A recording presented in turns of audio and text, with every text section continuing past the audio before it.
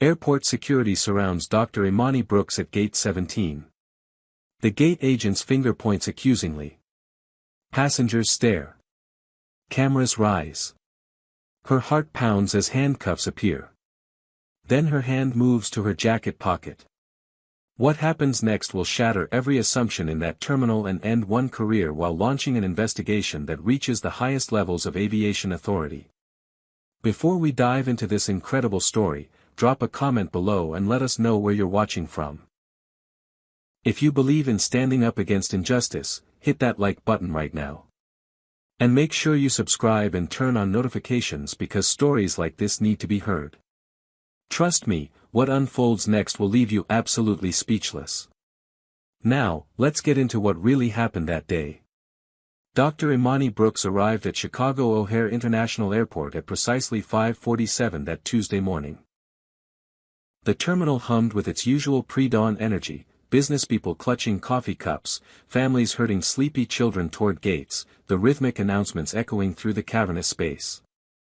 Imani had made this journey exactly 217 times in her career, knew every corner of Concourse C, could navigate the entire terminal blindfolded if necessary. At 48 years old, she carried herself with the quiet confidence of someone who had earned every credential hanging from her neck, tucked in her briefcase, embedded in her very identity.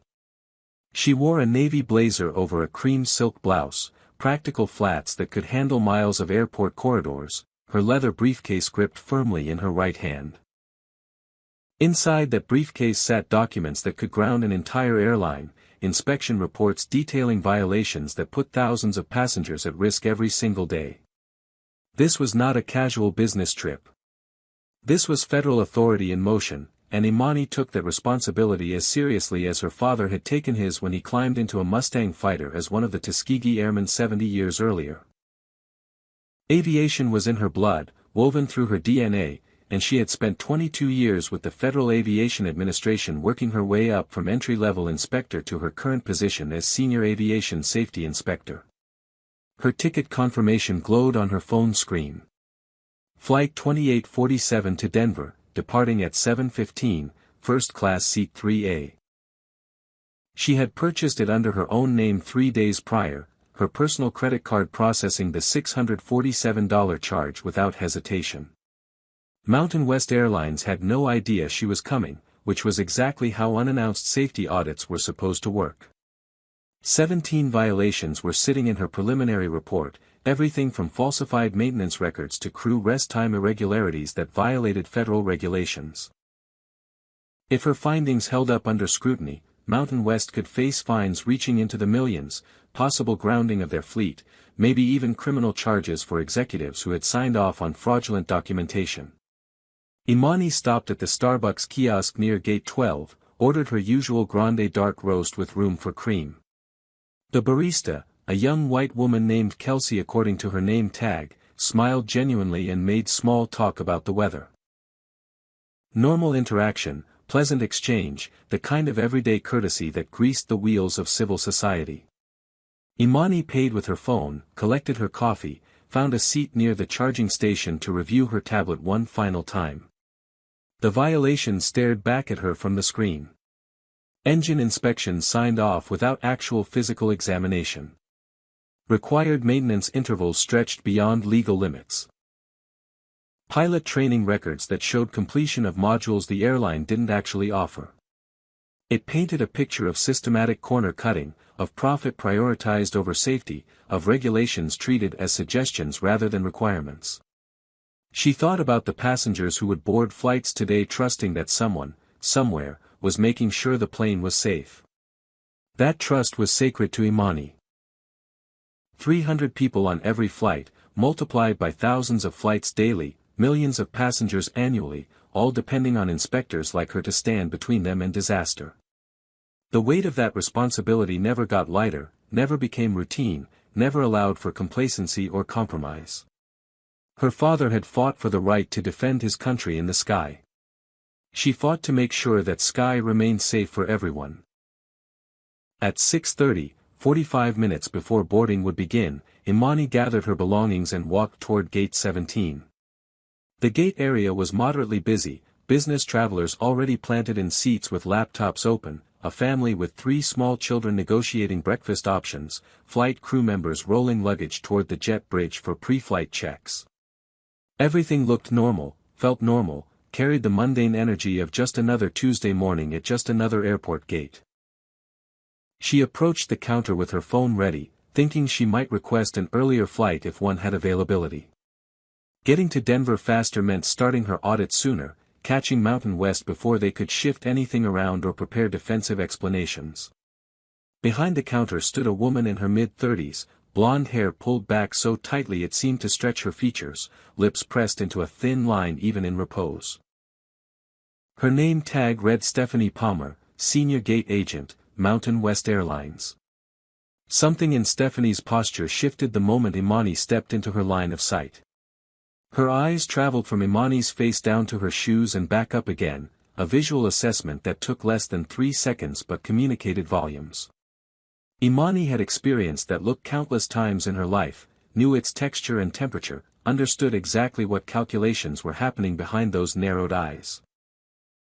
She took a breath, steadied herself, and prepared for what experience had taught her might be coming. Imani stopped at the counter and smiled professionally. "Good morning. I was wondering if you have any availability on earlier flights to Denver, preferably first class. I'm flexible on departure time." Her tone was pleasant, her request straightforward, the kind of inquiry gate agents handle dozens of times per shift. Stephanie's response came after a pause that lasted just long enough to feel deliberate. "I need to see your identification and credit card." The words were clipped, official sounding, but something about the delivery felt off. Imani's professional radar pinged. She had just watched a white businessman in an expensive suit check in at the same counter 3 minutes earlier. Stephanie had asked him for his confirmation number, nothing more. No identification request. No credit card verification. Just a smile and a boarding pass and a pleasant "have a nice flight." Imani reached into her purse, pulled out her driver's license and the credit card she had used to purchase her ticket. "Here you go." Both documents were current, legitimate, her photograph clear on the license, her name embossed on the platinum card that reflected her excellent credit and substantial available balance. Stephanie took both items, held them up to the light with exaggerated scrutiny, examined them from multiple angles like she was authenticating rare artwork. "This doesn't look right," she announced, her voice carrying across the gate area loud enough for nearby passengers to hear. Several heads turned. Phones emerged from pockets. The air pressure seemed to change, tension seeping into what had been mundane space just moments before. Imani felt her pulse quicken but kept her expression neutral. "I assure you everything is in order. I'm a federal employee traveling on official business. My credentials have been verified by TSA, accepted by every airline I've ever flown, never once questioned for legitimacy." Stephanie's eyebrows climbed her forehead in theatrical skepticism. "Federal employee? Sure you are." The sarcasm dripped like acid. An elderly white woman 2 spots back in line, someone Imani would later learn was named Ruth, shifted uncomfortably and frowned at the gate agent's tone. Stephanie made a show of swiping the credit card through her reader once, twice, 3 times, shaking her head after each attempt. "It's being declined," she announced triumphantly. "That's impossible." Imani's voice remained steady but gained an edge. Her credit limit was $50,000. She had checked her account that very morning while drinking her coffee. Current balance was less than $2,000, mostly from a hotel stay the previous week. There was absolutely no reason for any decline. "Please try again, or check with your supervisor if you're having technical difficulties with your equipment." Stephanie leaned back in her chair, arms crossing over her chest in a posture of absolute authority. "Ma'am, I don't need to check with anyone. Your card isn't working, and frankly, I'm not comfortable with this transaction." The phrase hung in the air like smoke. Not comfortable. Those coded words that Black Americans had been hearing for centuries, the polite camouflage for something much uglier underneath. What exactly makes you uncomfortable? Imani asked the question directly, forcing the issue into the open where it couldn't hide behind bureaucratic language. Stephanie's jaw tightened. I have the right to refuse service if I suspect fraudulent activity. There it was, the accusation floating just beneath the surface now bubbling up into explicit statement. Fraudulent activity. Credit card fraud. Criminal behavior. All because a well-dressed black woman wanted to buy a plane ticket. The crowd around the gate counter was growing now, passengers abandoning their seats to witness the confrontation, phones raised to capture whatever was unfolding. Imani could feel dozens of eyes on her, could sense the split in the audience between those who recognized what was happening and those who were still trying to give the gate agent the benefit of doubt that her behavior might somehow be justified. I would like to speak with a supervisor. Imani made the request formal, loud enough for everyone to hear clearly. Stephanie's smirk was small but unmistakable. I am the senior agent on duty. And I think we need to get security involved. The words landed like a physical blow. Security. The threat implicit, the power dynamic shifting, the situation escalating from uncomfortable to potentially dangerous. Imani's mind raced through options, calculations, risk assessments. She could pull her federal credentials right now, could flash her FAA badge and end this confrontation immediately. But something made her hesitate. Something about a lifetime of having to prove herself, of being questioned and doubted and suspected, made her want to see exactly how far this would go. Made her want the full documentation of what happened when a black woman simply tried to board a plane. Ruth spoke up from her position in line, her elderly voice carrying surprising strength. Excuse me, but I don't think there's any problem here. Why don't you just help the lady? I've been standing here watching, and she's been nothing but polite. Stephanie whipped around, her professional mask slipping to reveal raw irritation. Ma'am, please step back. This doesn't concern you. A white businessman in his 50s, expensive watch glinting on his wrist, muttered loud enough for several people to hear, just let her through, for God's sake. We all have flights to catch. But Stephanie had committed now, had planted her flag on this particular hill and couldn't retreat without losing face. Her fingers reached for the phone on her desk, punching in a 3-digit code. Security to gate 17. Possible credit card fraud and uncooperative passenger. Please respond immediately. The announcement echoed through the gate area and beyond, broadcasting to hundreds of travelers that something serious was happening, that someone was enough of a threat to require armed response. Imani stood very still, her briefcase in one hand, her coffee cup in the other, looking for all the world like exactly what she was, a professional woman trying to travel for work. But in Stephanie's eyes, in the eyes of the system she represented, Imani was something else entirely. She was suspicion made flesh. She was guilt assumed. She was a problem to be removed. And security was on the way. 2 airport security officers appeared within 90 seconds, moving through the crowd with practiced efficiency. Officer Dennis Kowalski arrived first, a white man in his mid-40s with a skeptical expression already firmly in place before he heard a single word of explanation. His partner Officer Jamal Richardson followed close behind, younger, black, his eyes scanning the scene with what looked like cautious assessment rather than predetermined judgment. Stephanie immediately launched into her narrative, her voice taking on the tone of someone reporting a crime in progress.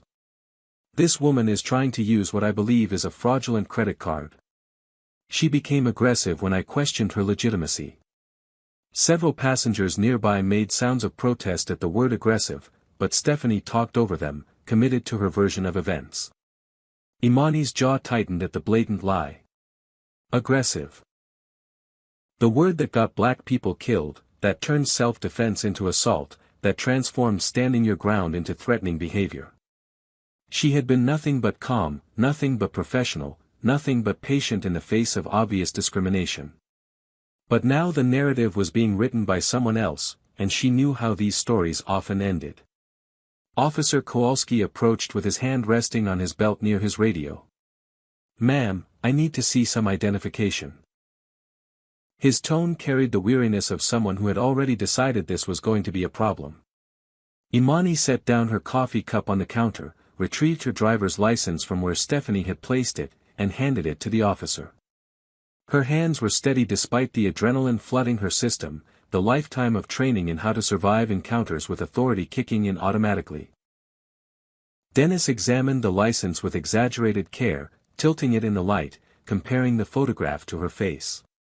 Jamal moved to stand slightly to the side, his positioning less confrontational, his expression troubled. He looked at Imani's business attire, her composed demeanor, the expensive briefcase, and something in his face suggested he understood this didn't add up the way Stephanie was claiming. Dennis pulled out his radio. "We may have a situation at Gate 17. Request backup for possible detention and questioning." The word detention sent a ripple through the growing crowd. More phones came out. A teenage girl near the window was openly filming, her screen showing a live stream counter climbing rapidly. Somewhere on the internet, this moment was already going viral. "Officers, I am Dr. Imani Brooks. I work for the Federal Aviation Administration. I have done nothing wrong. This gate agent is discriminating against me based on my race." Imani made her statement clearly, formally, creating a verbal record that would be harder to dispute later. Stephanie scoffed theatrically, her performance now aimed at the security officers. "Oh, now she's making accusations. This is exactly what I was worried about." Classic deflection. Trying to claim discrimination to cover up attempted fraud. Dennis barely glanced at Imani, already accepting Stephanie's framing. "Ma'am, we need you to come with us to the security office to sort this out." "Sort what out?" Imani's voice remained controlled but gained force. "I've shown valid identification. My credit card is legitimate. I have a flight to catch for official federal business. There is nothing to sort out except this agent's refusal to do her job." Ruth stepped forward again, her elderly frame somehow commanding attention. "Officers, I've been standing here watching this entire interaction. She hasn't done anything wrong." That agent started questioning her the moment she approached the counter. The young businessman nodded his agreement. "She's absolutely right. This is ridiculous. The gate agent is the one causing the problem, not this woman." But Stephanie was ready with her trump card, the accusation designed to justify any level of response. "Officers, I think she might have outstanding warrants. Something about her behavior is very suspicious. I want her checked thoroughly for any criminal history." The word warrants created an almost audible gasp from the surrounding passengers. Warrants meant danger. Warrants meant justified force. Warrants meant this black woman might actually be the threat the gate agent claimed. Imani felt her breathing become deliberate, measured, a technique she had learned decades ago to control the rage that threatened to overwhelm her in moments like these. A technique born from necessity, refined through repetition, practiced by every black person who understood that showing anger could be a death sentence. "Ma'am, Dr. Brooks," Jamal spoke for the first time, his tone more respectful than his partner's, "please just cooperate and we can clear this up quickly. We'll verify your information and have you on your way." Imani looked at him and saw a man caught between his training and his conscience, between his badge and his identity, between the system and the truth. She almost felt sorry for him. Almost.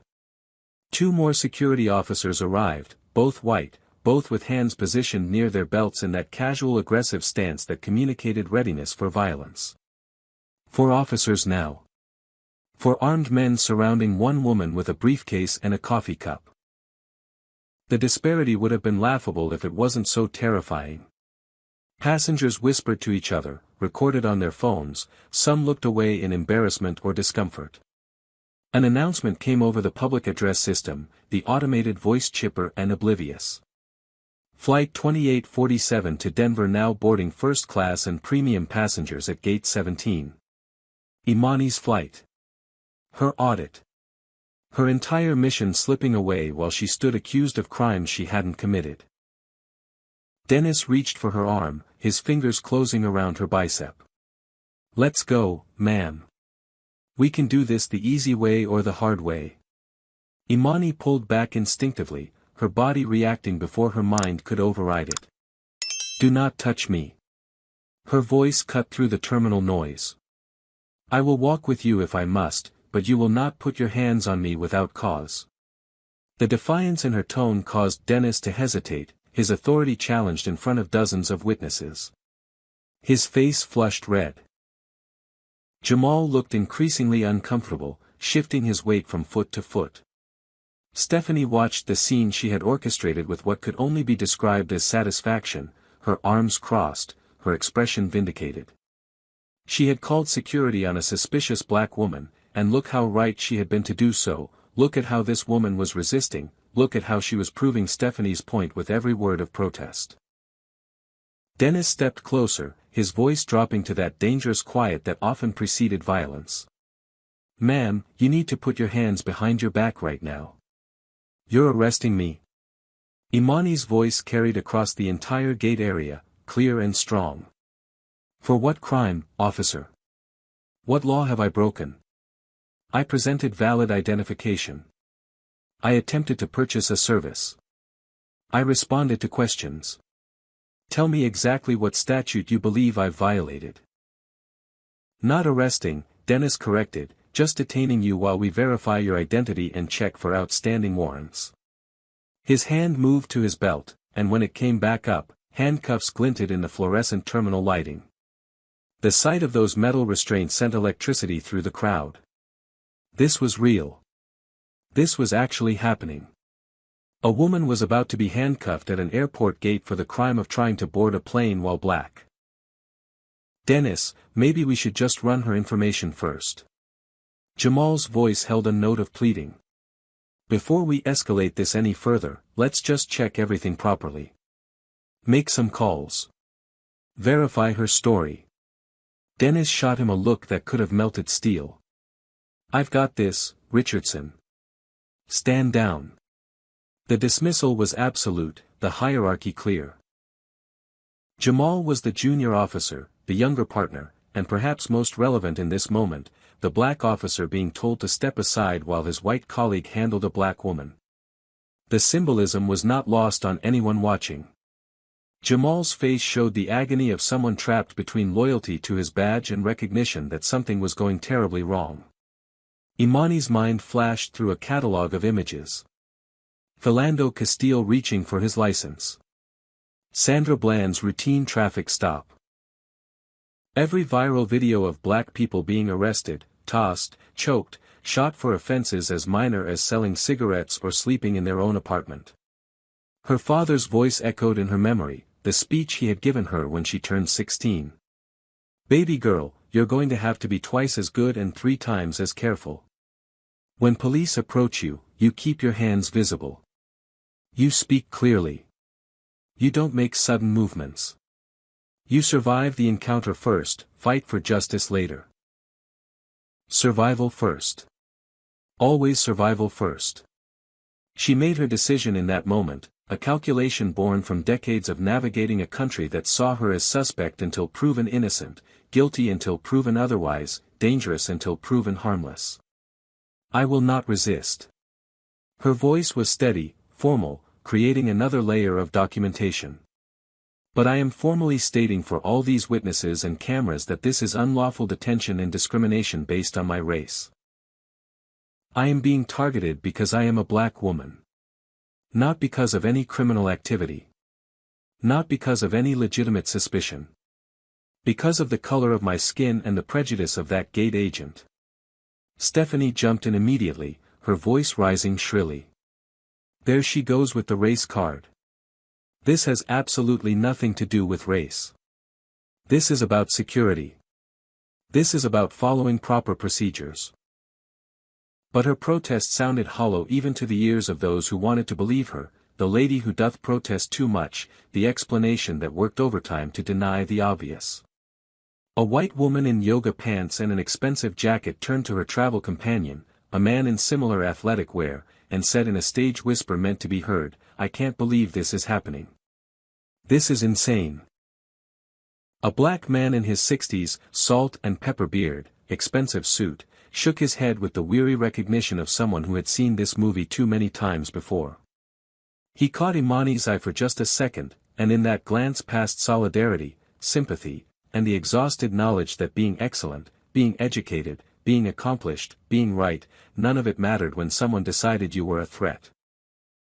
Dennis reached for Imani's wrists, his grip firm, the cold metal of the handcuffs approaching her skin.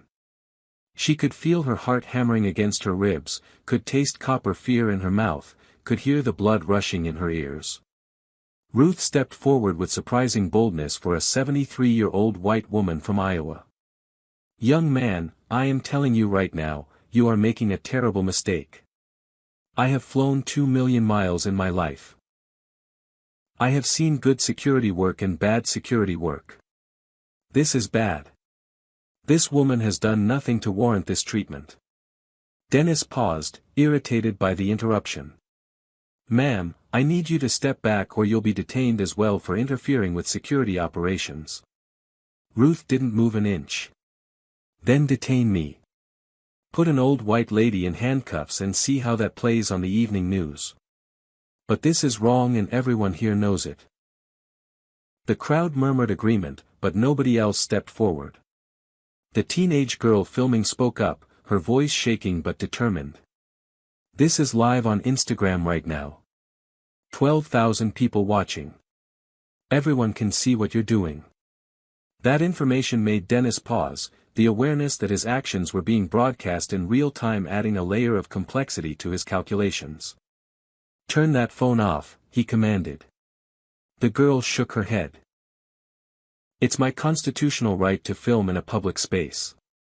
You can't stop me unless you want to violate my First Amendment rights too." The gate area was packed now, passengers from other gates drawn by the commotion, flight crews lingering to watch, a pilot in Mountain West uniform standing near the jet bridge with an expression of growing concern. Stephanie noticed the crowd too, noticed the phones, noticed the shift in energy, but she had committed to this course and couldn't back down without admitting she had been wrong from the start. "Officers, I want her removed from this gate immediately. She's disrupting operations and making other passengers uncomfortable." Imani almost laughed at the audacity. "I'm disrupting operations? I approached your counter to request a flight change. You escalated this into a federal incident. You called armed security on a paying customer who presented valid credentials. You are disrupting operations, Miss Palmer. You are making passengers uncomfortable. The irony is so thick I could cut it with a knife." The intercom system interrupted with automated cheerfulness. "This is a final boarding call for Flight 2847 to Denver. All remaining passengers should proceed to Gate 17 immediately. This is your final boarding call." Imani felt something crack inside her chest. Her audit. Her mission. The 17 safety violations that put lives at risk. All of it disappearing because a gate agent looked at her and saw a criminal instead of a federal inspector. Now here's a question for all of you watching. Comment number 1 if you think Officer Dennis should release Dr. Brooks immediately. And if you've ever been judged unfairly based on how you look, drop a like on this video. Subscribe if you want to see more stories about people standing up to discrimination. Because what happens next is going to shock you even more than what you've already seen. Will Dr. Brooks be arrested? Will anyone step in to stop this? Will her federal credentials matter at all? Keep watching, because the badge that's about to come out of her pocket will change everything in that terminal and launch an investigation that reaches all the way to Washington.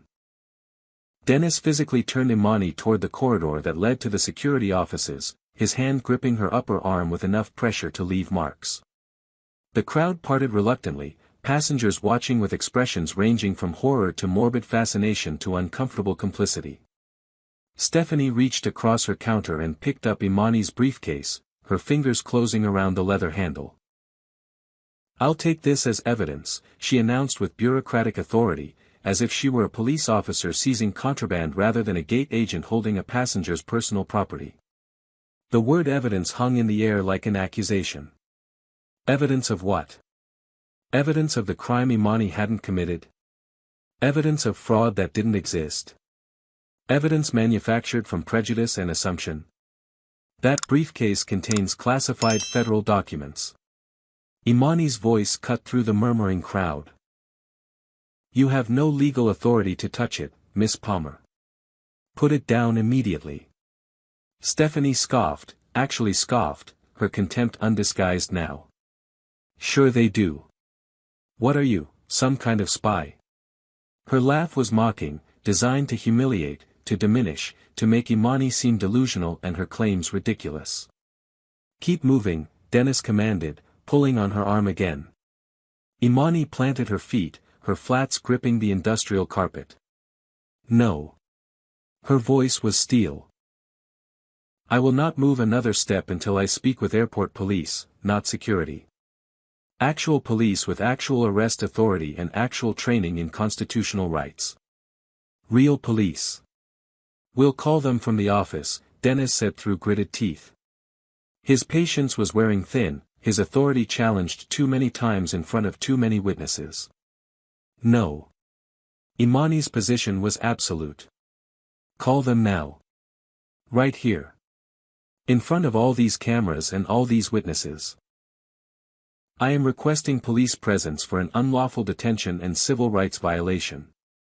The standoff stretched out, two people locked in a battle of wills in the middle of a busy airport terminal, neither willing to retreat, both aware that backing down meant losing something essential. Ruth had her phone pressed to her ear, speaking urgently to someone, giving detailed descriptions of the officers, the gate number, the airline. The pilot in the Mountain West uniform took several steps closer, his professional interest clearly piqued by something Stephanie had said or something in the dynamics of the situation. Stephanie clutched the briefcase against her chest like it was proof of her righteous judgment. This woman is clearly unstable. Look at her behavior. Look at how she's resisting simple security procedures. She's obviously hiding something, probably has drugs or weapons or stolen property in here. The accusations kept escalating, kept multiplying, kept trying to justify the unjustifiable.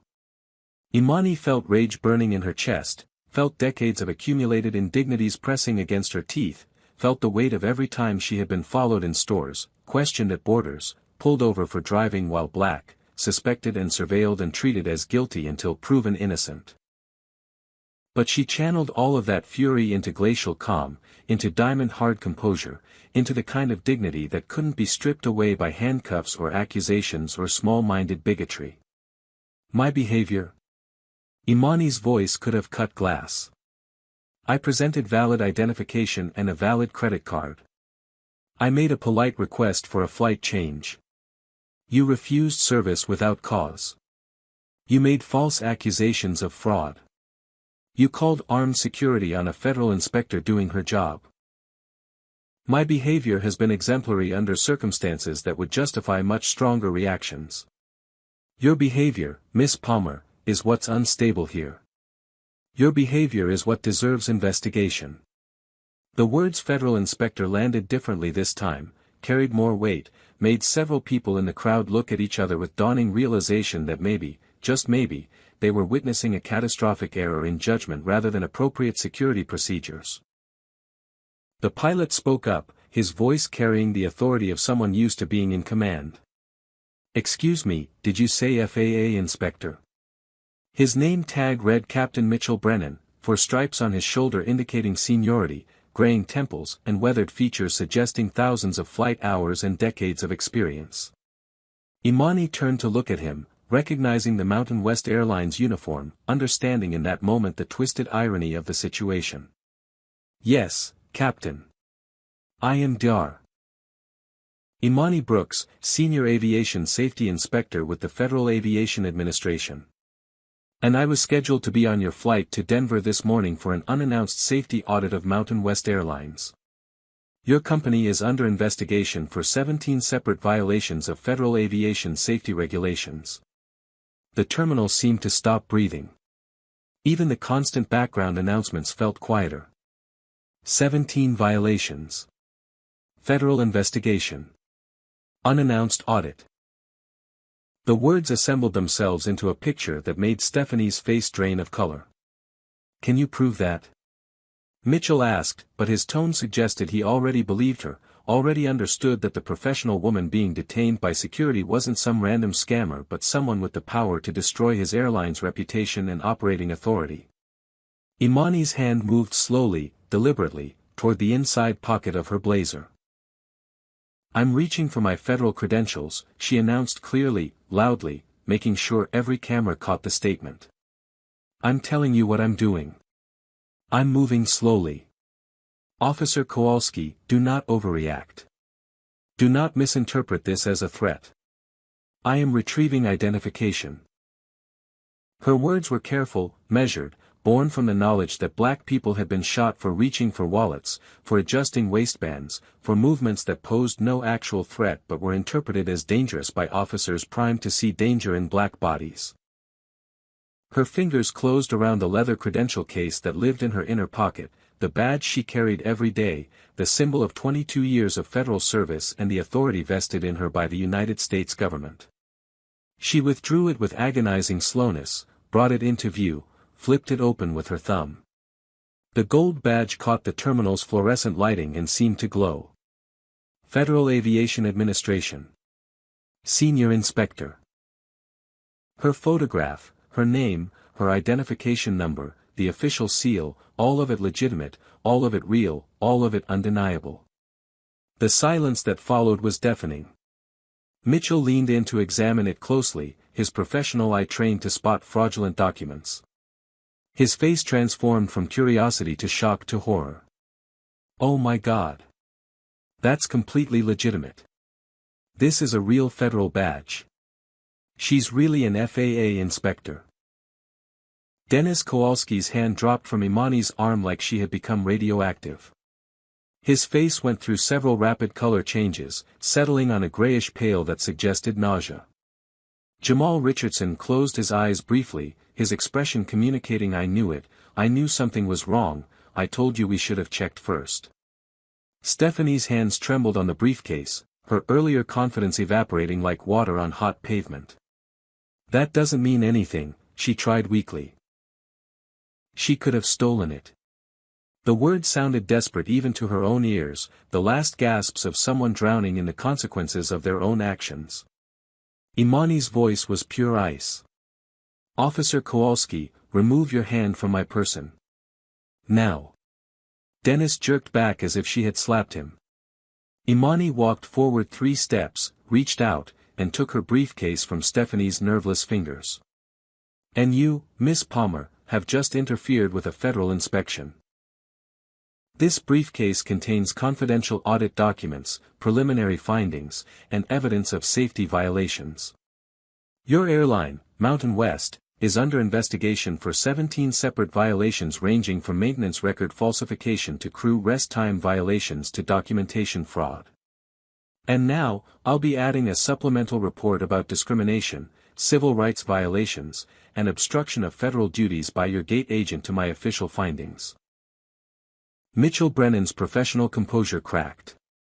17 violations. His voice was faint. "We're under investigation for 17 violations and I didn't know."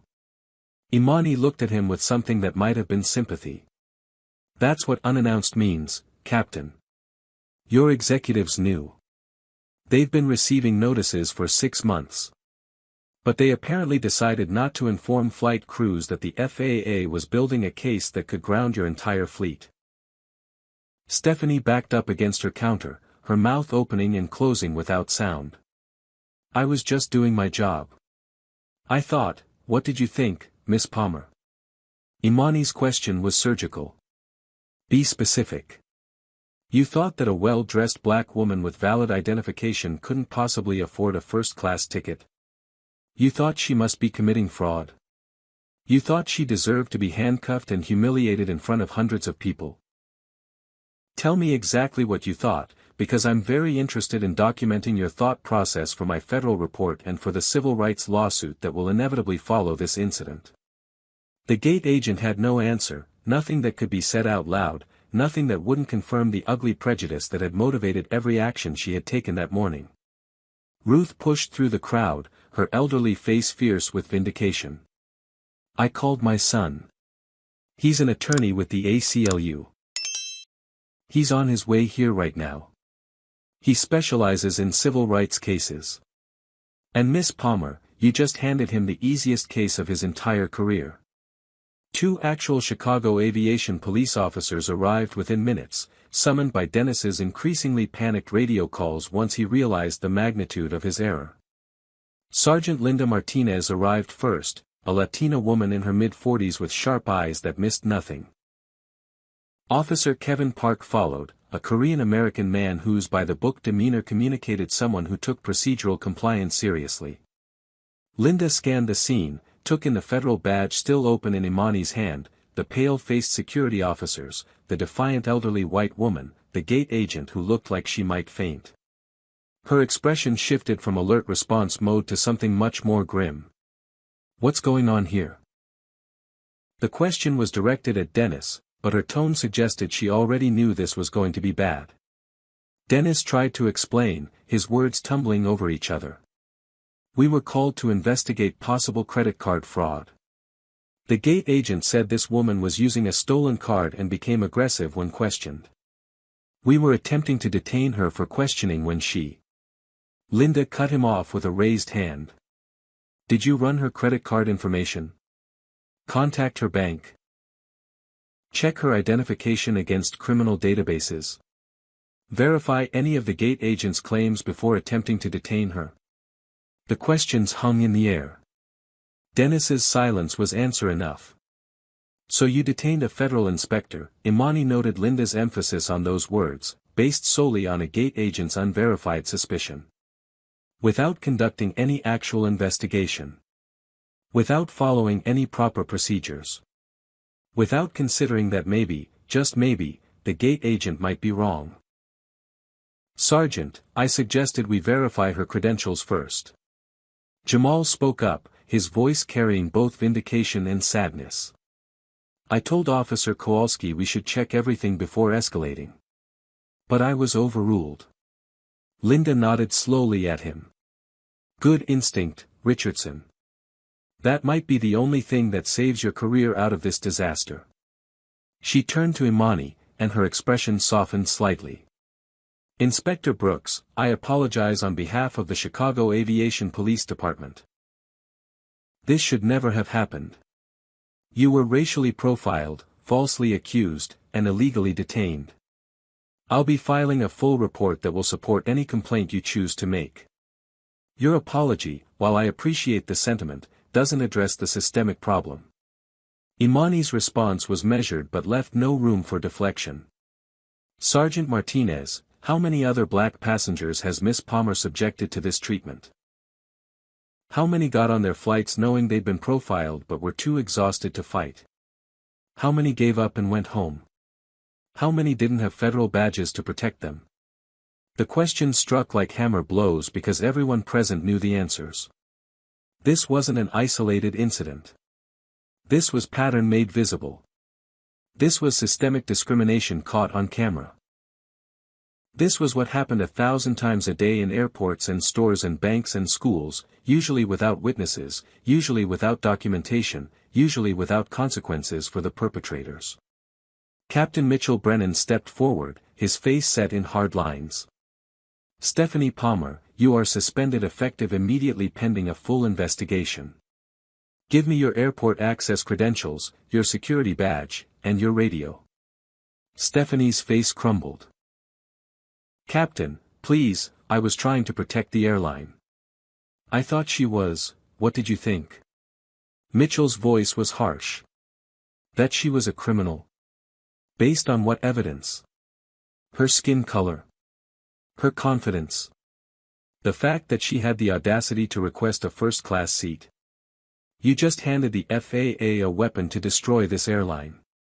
You discriminated against the one person who literally holds our operating certificate in her hands. Do you understand what you've done? The briefcase in Imani's grip suddenly looked like it contained nuclear launch codes. More Mountain West employees were arriving now, summoned by urgent calls, their faces showing various stages of panic as they assessed the situation.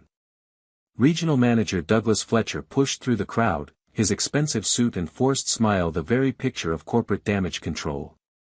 Inspector Brooks, please, I'm sure we can discuss this reasonably. Can we perhaps move to a private conference room and talk about how to proceed in a way that benefits everyone? Reasonably. Imani's laugh was sharp and humorless. Was it reasonable to accuse me of fraud? To call security? To attempt to handcuff me in front of hundreds of witnesses while your gate agent clutched my confidential federal documents? Douglas scrambled for traction. Stephanie acted independently. This doesn't reflect our company values or our commitment to diversity and inclusion. Our official policy strictly prohibits discrimination of any kind. Your company values? Imani's voice could have stripped paint. Mr. Fletcher, I've been investigating your airline for 6 months. Those 17 violations I mentioned. They paint a clear picture of a company that cuts corners, ignores regulations, and prioritizes profit over safety and compliance. This incident isn't an aberration. It's perfectly consistent with the culture I've documented. The terminal crowd had grown even larger, people from other concourses drawn by the commotion, by the sight of police and security and airline managers all clustered around one gate. The teenage girl was still filming, her phone held steady, her live stream viewer count climbing past 50,000. Imani addressed the crowd directly, her voice carrying to every corner of the gate area. Let this be documented for everyone watching. I am Dr. Imani Brooks, Senior Aviation Safety Inspector with the Federal Aviation Administration. I hold a doctorate in aerospace engineering. I've served the federal government for 22 years. I was racially profiled, accused of crimes I didn't commit, and nearly arrested while traveling on official government business simply because a gate agent looked at me and decided I was a criminal. This is what discrimination looks like. This is what happens when bias infects institutional systems. This is what black professionals face every single day, regardless of our credentials or accomplishments. Scattered applause broke out from the assembled passengers, some wiping tears, some nodding in recognition, some looking away in shame at their own earlier assumptions. Ruth approached and took Imani's hand. My son David is an attorney with the ACLU. He specializes in civil rights litigation. He wants to represent you if you decide to take legal action against the airline, the security company, anyone involved in this. And honey, I'll testify. I saw everything. I'll tell any judge exactly what happened here. Thank you, Ruth. Imani squeezed her hand. I'll definitely be in touch. Sergeant Martinez was taking detailed statements now, her notepad filling with names and badge numbers and timeline details. Dennis Kowalski stood apart from the group, the reality of his terminated career settling onto his shoulders like a lead blanket. Stephanie sat in a chair near the boarding counter, mascara running, her brief moment of power transformed into permanent humiliation. The terminal PA system announced another delay. Flight 2847 to Denver has been delayed pending operational requirements. Updated departure information will be provided shortly. Mitchell explained to Imani, his voice heavy. I grounded the flight. If you're supposed to be conducting a safety audit today, I'm not flying this aircraft until you personally clear us. That's how seriously I'm taking this situation, Inspector. I want you to know that not everyone at Mountain West shares those attitudes. Imani studied him, seeing something genuine in his expression versus Douglas's corporate panic. I appreciate that, Captain Brennan. But understand something important. Institutions aren't defined by their best members. They're defined by what they tolerate from their worst members. Your airline tolerated 17 safety violations. It employed a gate agent who felt comfortable discriminating against passengers. Those aren't separate problems. They're symptoms of the same disease. The words landed heavy, uncomfortable, true. News vans were pulling up to the terminal entrance within 40 minutes of the incident, their satellite dishes extending toward the sky like metal flowers seeking sunlight. The viral video had done its work, spreading across social media platforms faster than any official statement could hope to contain. Imani gave a formal statement to airport police, every detail meticulously recorded, Linda Martinez ensuring that security footage from multiple angles was preserved, tagged, and secured as evidence. Dennis Kowalski was escorted off the floor by his supervisor, his badge and radio confiscated, his career effectively over before the lunch hour. The walk of shame past his colleagues, past the passengers who had witnessed his failure, past the cameras still recording, would haunt him in the years to come. Jamal Richardson approached Imani privately while she was reviewing her written statement. "Inspector Brooks, I need to say something. I should have stopped it sooner. I knew something was wrong from the beginning, but I didn't push back hard enough against my partner.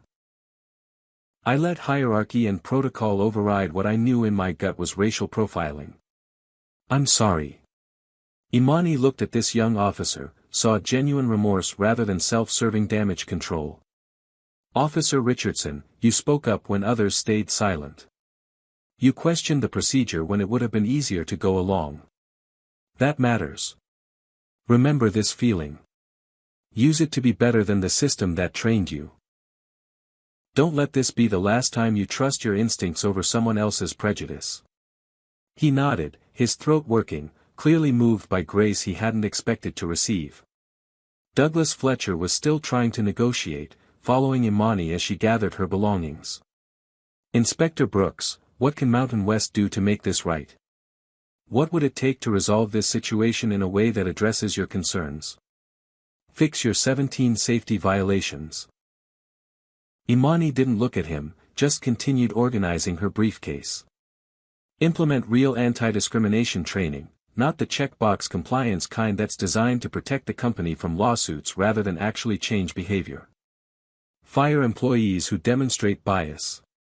Create reporting mechanisms with actual teeth. And pray, Mr. Fletcher, that the FAA doesn't revoke your operating certificate entirely when they see my supplemental report about company culture." His face went gray. "You'd ground the entire airline? Over this? Not over this alone. Over a pattern of regulatory violations, safety compromises, and institutional failures.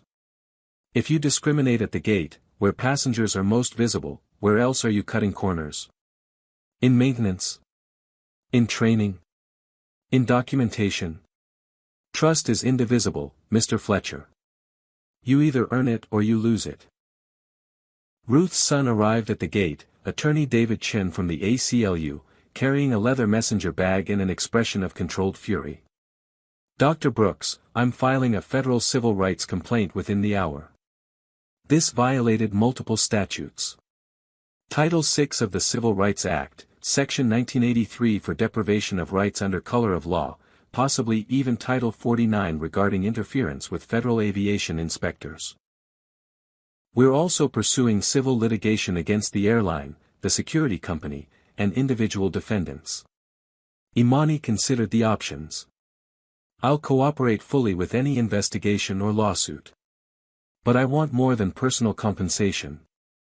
I want institutional change. I want policies revised. I want training implemented. I want accountability mechanisms that have real consequences."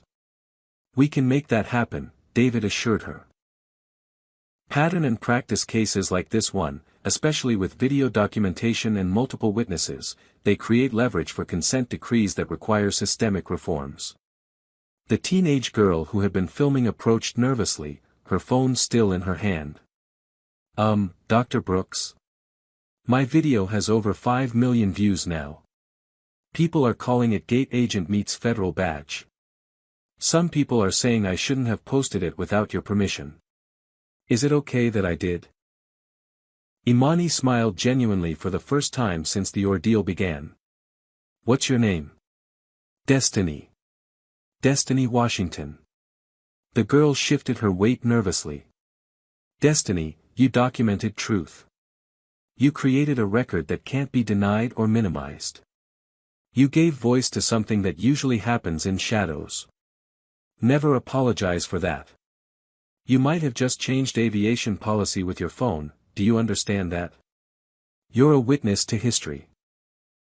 Destiny's face lit up with pride and purpose, her generation's instinct to record and share suddenly validated as activism rather than narcissism. Mitchell Brennan had arranged for a conference room, speaking to Imani with careful respect. Inspector, I know your audit schedule has been disrupted.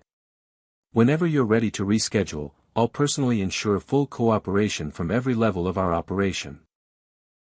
I'm also requesting that corporate authorize me to conduct an internal investigation into discrimination complaints from both employees and passengers.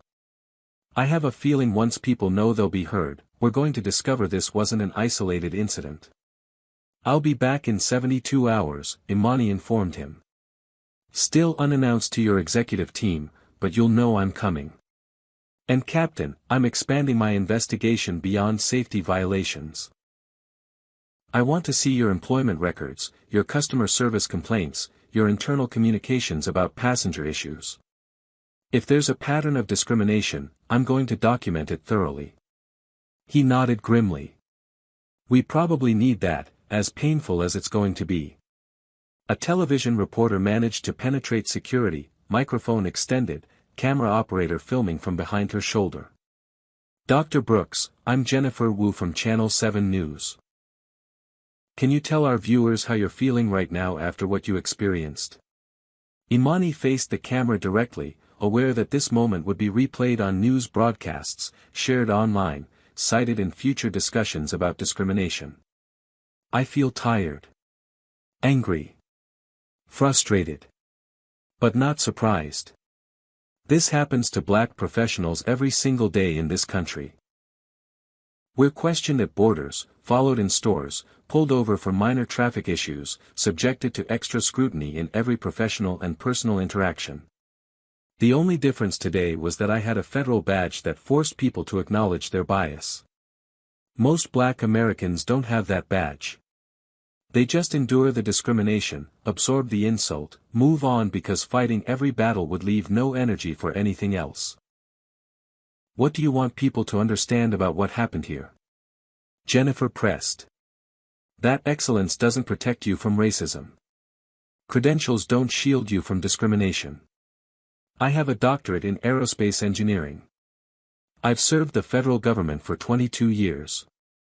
I have authority over airline operating certificates.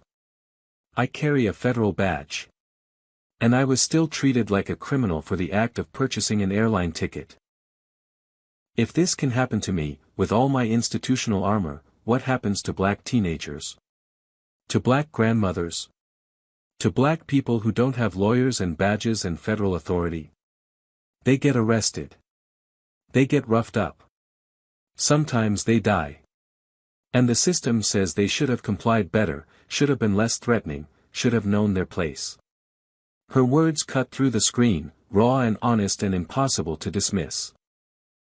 Back at the gate, Stephanie Palmer was being interviewed by airline human resources and corporate attorneys, the recording devices documenting what would likely be used against her in multiple legal proceedings. She was realizing in real time that her career was over, that her name would be forever associated with racial profiling, that job applications and Google searches would bring up this incident for the rest of her life. The 15 minutes of power she had wielded over Imani had cost her everything. Douglas Fletcher was on his phone with airline executives in Dallas, his voice strained. Yes sir, it's as bad as it sounds. Worse actually, because she's not just any federal inspector. She's the senior inspector assigned to our safety audit. The one we've been preparing for. And yes sir, the one we thought we could manage by cleaning up the most obvious violations. She saw through all of it, and now she's seen how we treat black passengers too. Imani checked her watch, the elegant timepiece showing 10:17 in the morning. 5.5 hours since she had entered this terminal expecting a routine work trip, anticipating a standard safety audit, planning to review maintenance records and interview crew members. Instead, she had become a test case, a viral video, a symbol of systemic discrimination, and a catalyst for changes that would ripple through the aviation industry. Linda Martinez approached with a case number written on an official form. "Inspector, my complete report will support everything you've stated. I've been a police officer for 19 years. I've seen a lot of situations. This was as clear-cut a case of racial profiling as I've ever documented. Thank you, Sergeant." "No, Imani, thank you." Linda's voice was quiet but intense. "You stayed calm when you had every right to explode. You maintained your dignity when they tried to strip it away. You probably saved your own life by not giving them any excuse to escalate to physical force. We both know how these encounters can end." The grim truth of that statement settled between them like ash. 72 hours later, Dr. Imani Brooks returned to Denver as promised. Her arrival was no longer secret, her presence announced by news coverage, social media discussion, and the weight of national attention focused on Mountain West Airlines. The company had terminated Stephanie Palmer for cause, issued a company-wide memorandum about anti-discrimination policies, and suspended 3 other employees pending investigation into similar complaints. But Imani's audit uncovered far more than cosmetic changes could address. In the maintenance hangar at Denver International, she discovered 8 additional violations beyond the original 17. Engine inspection logs with forged signatures. Required parts replacements delayed months past federal limits.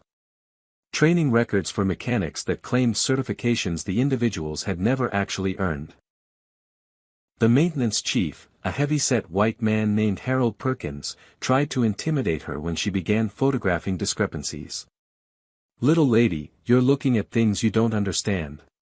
This is how the business works. Shortcuts are necessary to stay competitive. Nobody actually follows every single regulation to the letter." Imani didn't even glance up from her tablet where she was documenting the violations. "Sir, I just faced down armed security officers who wanted to handcuff me. You think a clipboard and a raised voice are going to scare me?" Harold backed down immediately, recognition dawning that the woman taking notes held the power to end not just his career but the entire airline's operating authority. She continued her inspection, methodical and thorough, her camera clicking, her notes growing longer with every fraudulent document she uncovered.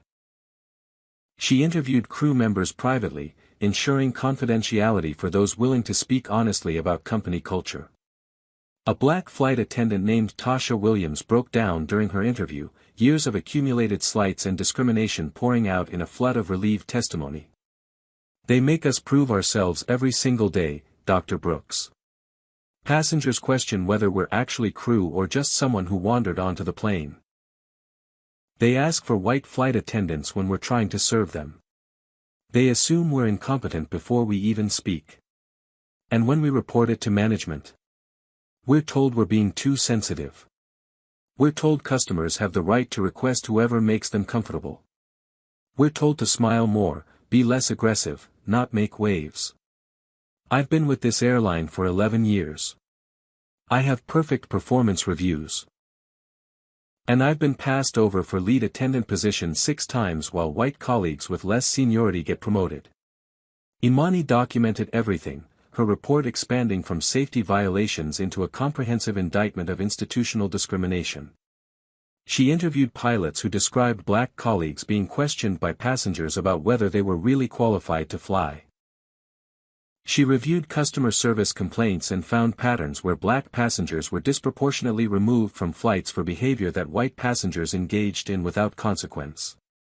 She examined hiring practices and found that black applicants faced additional interview rounds and higher qualification requirements than their white counterparts. The picture that emerged was damning, systematic, and ultimately unsurprising to anyone who understood how bias infected systems from top to bottom.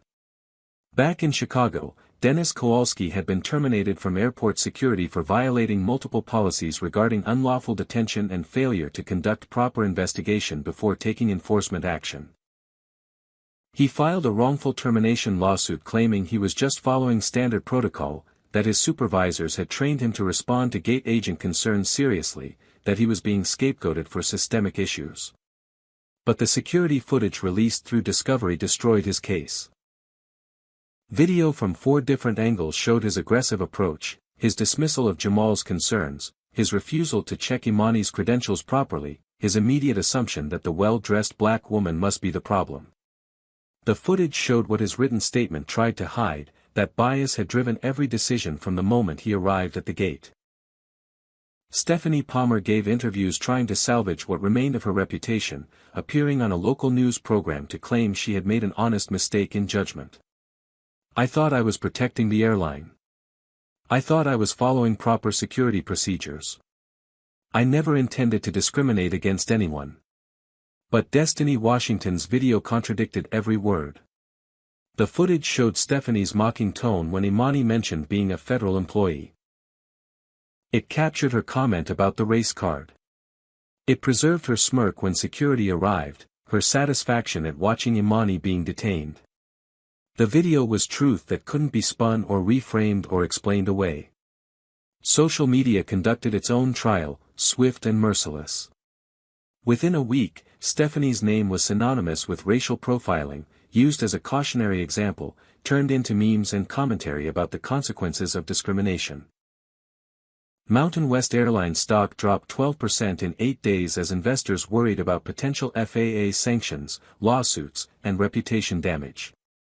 The company announced creation of a diversity and inclusion task force, promised comprehensive anti-bias training, committed to reviewing all passenger complaints from the previous 5 years to identify patterns of discrimination. But market analysts and civil rights advocates alike questioned whether these were genuine reforms or corporate damage control designed to minimize legal exposure. FAA headquarters in Washington, D.C. convened a special review board to assess Imani's findings. She presented her expanded report to Administrator Robert Kendrick and 6 senior officials, the conference room silent as she detailed not just safety violations but a culture of cutting corners that extended to human dignity. Administrator Kendrick studied the report, his weathered face grave. "Inspector Brooks, this is extensive.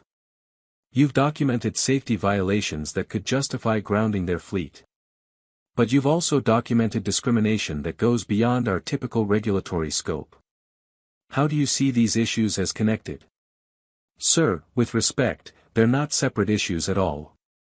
Imani leaned forward, her conviction absolute. "An airline that tolerates discrimination in passenger treatment is demonstrating the same mindset that tolerates safety shortcuts. Both reflect institutional cultures where rules are viewed as obstacles rather than protections. Where profit supersedes compliance. Where accountability is avoided rather than embraced. If Mountain West management allowed systemic racism to flourish in customer service, why would we trust their commitment to safety regulations? The values are identical. Follow rules when convenient, ignore them when inconvenient, assume you won't get caught."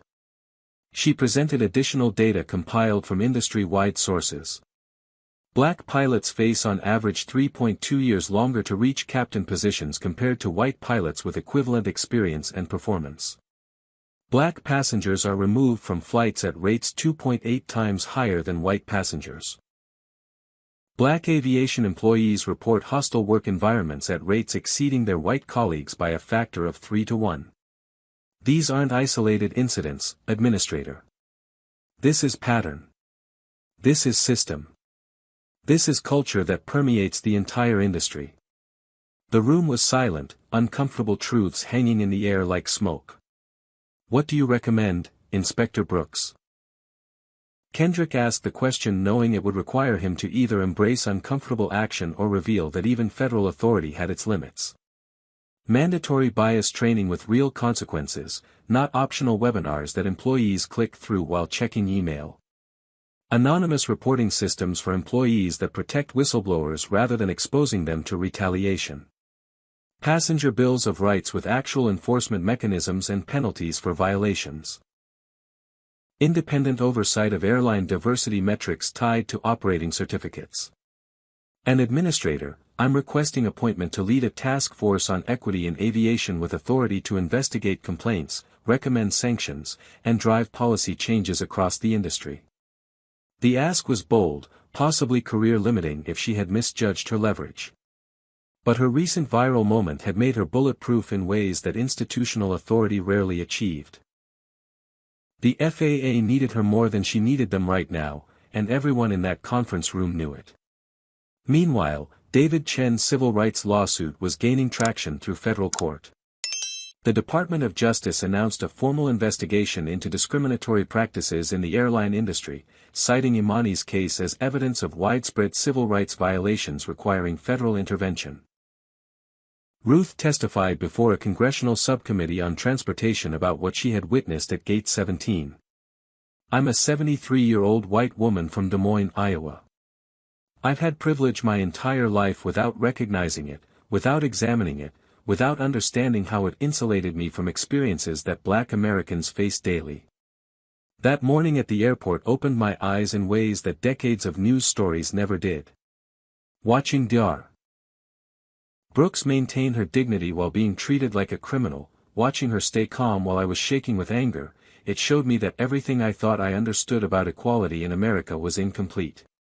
Her testimony went viral in its own right, an elderly white woman speaking uncomfortable truths to power, her silver hair and grandmother appearance lending credibility that shouldn't have been necessary but undeniably was.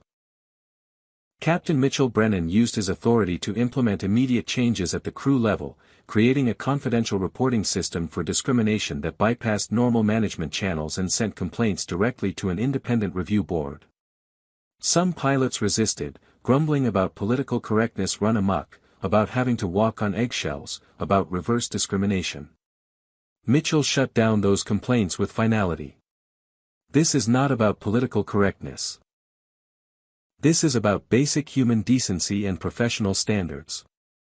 This is about creating an environment where the best people want to work, where passengers feel safe and respected, where excellence is recognized regardless of someone's skin color. If you can't adapt to those expectations, I suggest you find another airline to work for. Imani received hundreds of emails from Black aviation professionals, the messages flooding her inbox with stories that ranged from microaggressions to outright hostility.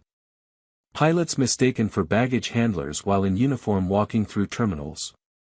Flight attendants having their credentials questioned by passengers who couldn't believe Black women could hold those positions. Air traffic controllers facing hostile work environments and being denied promotions despite exemplary performance records. Mechanics having their certifications questioned and their work double-checked in ways white colleagues never experienced. Each story was individual, but together they formed a tapestry of systematic exclusion, a pattern that couldn't be dismissed as isolated incidents or individual bad actors. This was cultural. This was institutional. This was the aviation industry's open secret finally being dragged into public examination. Her father called from his assisted living facility, his voice carrying across the line with the authority he had commanded as a Tuskegee airman and later as an Air Force general. "Baby girl, I'm proud of you. You stood tall when they tried to bend you. You kept your head when they tried to take your dignity. You honored every Black aviator who came before you and opened doors for everyone coming after." "Daddy, I was terrified," Imani admitted, her voice cracking. "The whole time, I was thinking about Sandra Bland, about Philando Castile, about everyone who didn't survive these encounters. I kept thinking this could go so wrong so fast. Courage isn't not being scared, baby.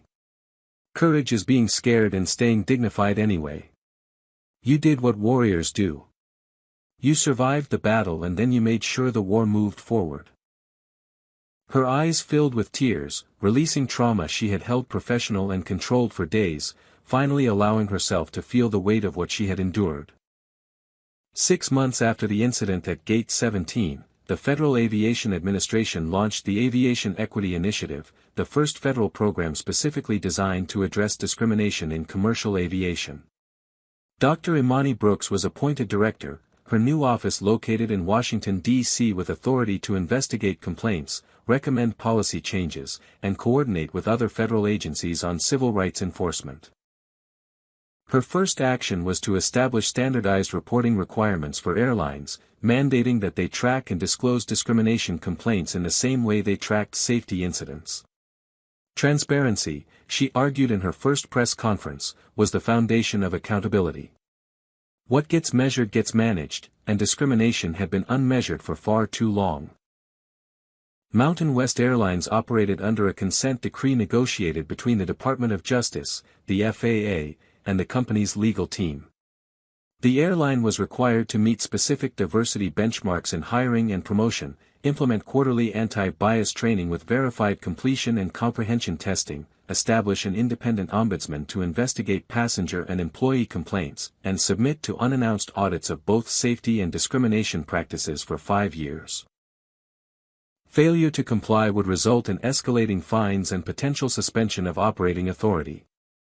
17 other airlines voluntarily adopted similar policies to avoid becoming subjects of federal investigation, understanding that the regulatory environment had fundamentally shifted.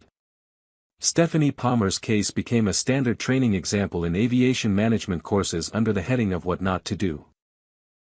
She was permanently banned from working in any capacity at any federally regulated airport, her security clearance revoked, her name appearing on industry watch lists.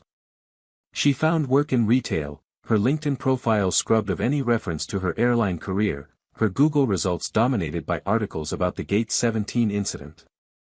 The consequences were severe, permanent, and entirely appropriate for someone whose prejudice had nearly resulted in a federal inspector being arrested.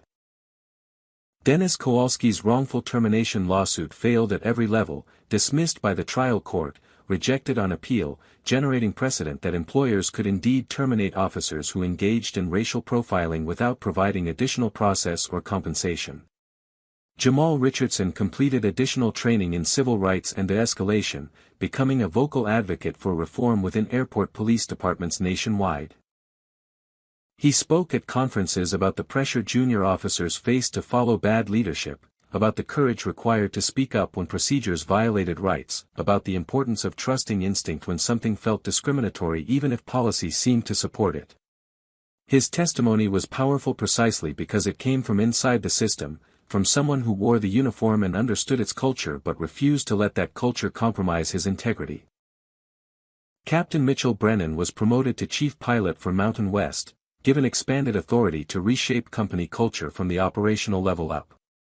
He implemented changes that made Mountain West an unexpected leader in aviation diversity, proving that institutional reform was possible when leadership committed to genuine change rather than performative gestures. Ruth and Imani remained friends, texting regularly, meeting for coffee when their schedules allowed.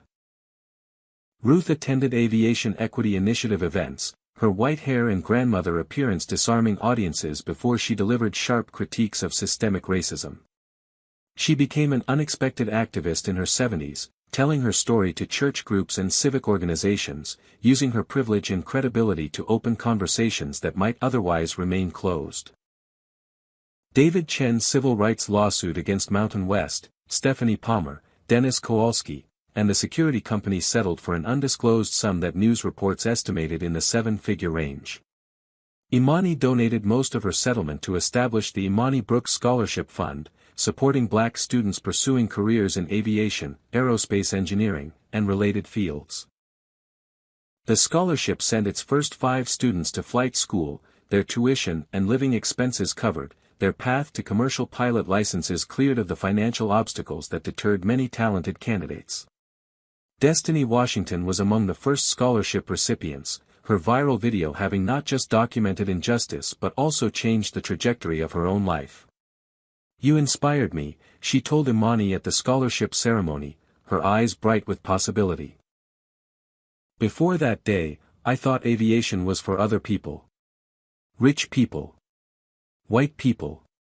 People who didn't look like me. But watching you stand up to them, watching you refuse to back down, it made me think maybe there's space for me too. Watching you made me brave." Imani hugged her, this teenager who had wielded her phone like a weapon against injustice, whose generation's instinct to document everything had created accountability where silence once reigned. Congressional hearings led to new legislation, the Aviation Passenger Protection Act requiring airlines to report discrimination complaints to federal authorities, creating whistleblower protections for employees who reported bias, establishing federal oversight mechanisms with real enforcement power, and mandating regular civil rights audits as condition of maintaining operating certificates. The airline industry fought the legislation initially, lobbying against federal overreach, warning about increased costs and operational burdens. But public pressure was overwhelming. The video of Imani being surrounded by security officers having reached over 50 million views across platforms, having sparked conversations in living rooms and classrooms and boardrooms about discrimination that many white Americans had previously dismissed as exaggeration or oversensitivity. The legislation passed with bipartisan support, signed into law with Imani and Ruth standing behind the president during the ceremony. Imani gave the keynote address at the Women in Aviation International Conference 9 months after the incident, speaking to 3,000 aviation professionals from 40 countries. That day at Gate 17, I had a choice, she began, her voice carrying to the back of the conference hall. I could have pulled my federal badge immediately, avoided the confrontation, used my institutional authority to bypass the discrimination. But something made me wait. Made me let it play out. Because I understood that if this could happen to me, with all my credentials and authority and institutional armor, what hope did others have? My humiliation became documentation. Destiny's video became evidence. Ruth's testimony became advocacy. And now we have systemic change, not just in one airline but across the industry. But I want to be clear about something. She paused, making eye contact with audience members scattered throughout the massive hall. This wasn't victory. This was survival that created opportunity for change. True victory will come when Black aviation professionals don't need viral videos to be treated with basic dignity. When Black passengers don't board planes wondering if someone will question their right to be there. When Black children can see people who look like them in every role from gate agent to pilot to executive and know those paths are genuinely open. We've made progress. We've created accountability mechanisms. We've changed policies. But policy changes don't automatically change hearts, and the work of dismantling systemic racism requires both. The standing ovation lasted 4 minutes, but Imani knew the applause was easier than the ongoing work of transformation. She visited her father at his nursing home the following week, bringing him printed copies of the scholarship announcement and the new federal regulations. General Harold Brooks examined the documents with hands that trembled slightly but eyes that remained sharp. The Tuskegee Airmen fought for the right to fly, baby girl. We proved we could do it, proved we deserved the chance, proved that excellence has no color. You're fighting the same fight 70 years later. Fighting for dignity, for recognition, for the right to exist in these spaces without constantly proving our humanity. Same fight, Daddy. Imani squeezed his weathered hand. Same fight in different uniforms. But we're making progress. Slow progress, painful progress, but progress nonetheless.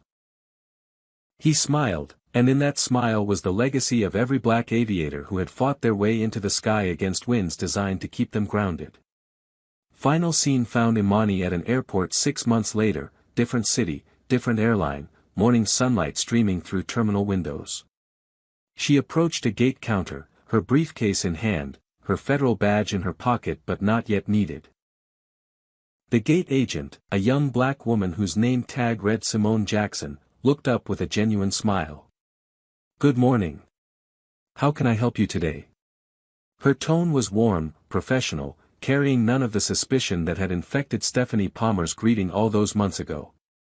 Imani made a simple request about seat assignments, the interaction proceeding smoothly, pleasantly, exactly the way every customer service exchange should proceed. No extra verification requested. No credit card scrutinized. No security called. Just normal professional courtesy extended without reservation or prejudice.